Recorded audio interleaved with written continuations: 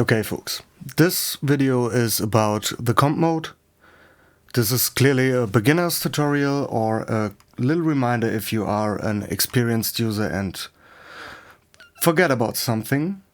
If we double click a track in our sequencer, we typically would open this view here, which contains our whole sample. And if we click down here to comp editor, we see we got this lane here.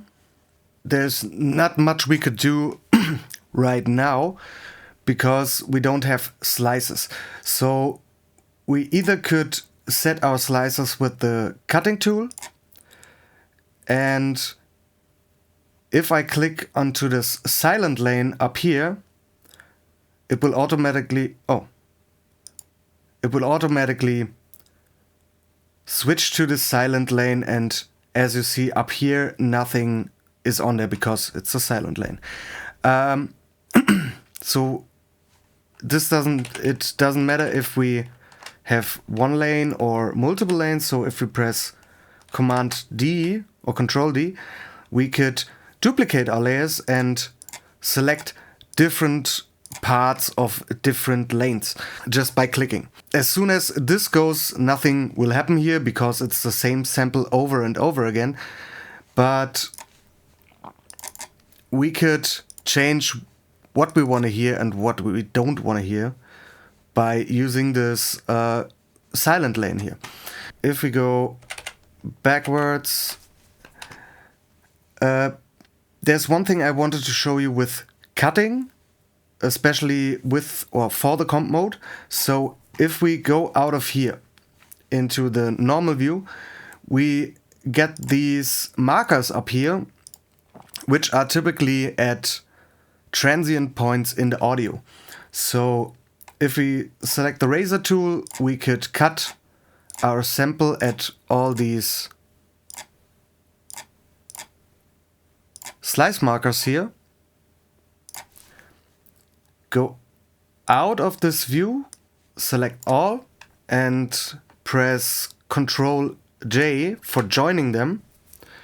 And if we click into the comp edit mode now, we see we have slices. These slices are now coherent to most of the transients. So if we use the speaker tool here,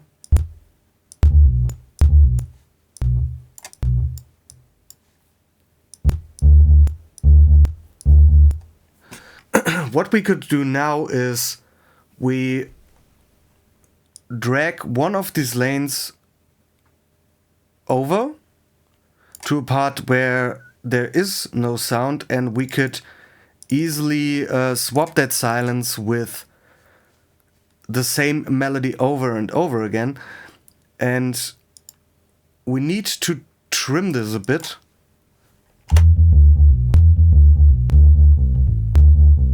You heard that clicking sound. You could select, whilst holding Control, all the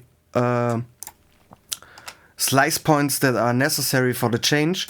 And above the slice points there is this little arrow here we could drag out, and it will make a crossfade between these two lanes.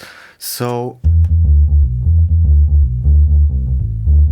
as you hear, the clicking is gone. What else we could do with this? If we got, for instance, this one. So I dragged it into the sequencer, so we get the audio instead of the Rex loop. And as I showed earlier, we isolate our stuff with the razor tool. So this isn't perfect. We could also do it by hand using our own slices, but it's not that important yet because this is just a demo. Combine these clips, holding Ctrl J, go into the comp edit mode, and now we get the option, if we duplicate this, to juggle our beats a bit. So we could repeat steps or borrow any sound we need. So for instance, just make some cuts here and maybe here.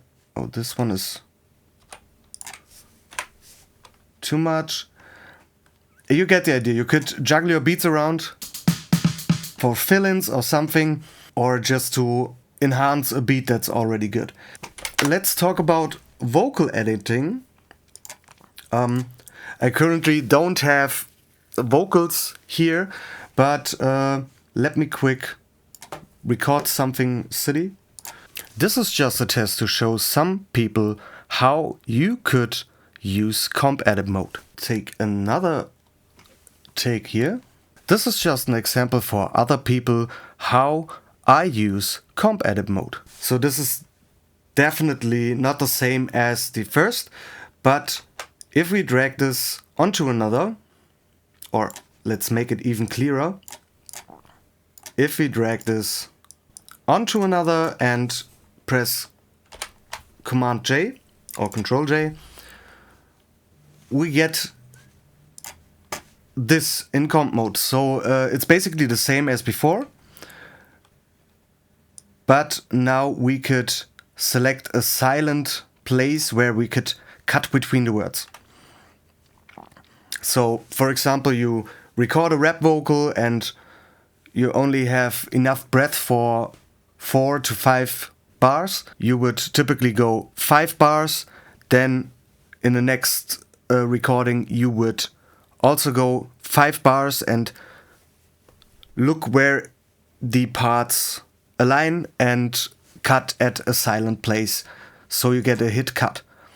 And you also could use this blending mode here. Same goes for silence in particular. If you have a silent place here, you could just cut it out and click it to the silence lane, so the ground noise that's in your recording wouldn't be as drastically as it is with it. What else do we got here? You could also, let's delete this and let's delete all the markers for that. If you got a recording that has a very big difference between the loud and the quiet parts, you could duplicate your lane, set your original lane to, let's say, 3 dB, the middle lane stays at 0 dB and the lowest lane is at -3. So let's take a look at this above here. If I take the razor blade and take this loud peak here, we could use the quietest lane to shrink it down. Same goes for the... So typically your audio would be there, so you could set quiet parts to be a bit louder. You get the idea. You could also do this with other dB settings, so you could go with 5 lanes, so 1 that's unaffected and 2 for plus and 2 for minus. With this technique you could enhance how good your compressor works, because if you don't have much loudness range in there, the compressor hasn't to work too hard. So you could take loads off of the compressor so it sounds a little bit more natural. Last but not least, there is a possibility. So if you record over and over and over, so for instance, if I would leave this running while talking, there will be the point where we come to locator R and it resets, and now everything that I record over the other will be in a new composition. So we could do this and do this and do this, and I could talk and talk and talk, and now the English words are gone out of my head. You get the idea. Talk and you get the idea. We could go into the comp, and now we got this multiple parts in here. That's basically the same as we would put 2 clips together and combine them with J. So even if you record over and over and over and over again. You could pick out the best parts as you need it and leave all the junk behind. There's even a display that shows unused recordings. So in this example would be 2, and there's a delete button for that. So we could set our cuts, and every lane that's not used will be detected and can be thrown out. If we are finished with everything we've done, so we got our silence in place, if we need that, we got our multiple cuts in here that are totally unnecessary. We got our blendings ready, so I selected the first and the last using Shift, so I get all of them, and we could use a global blend for all of that.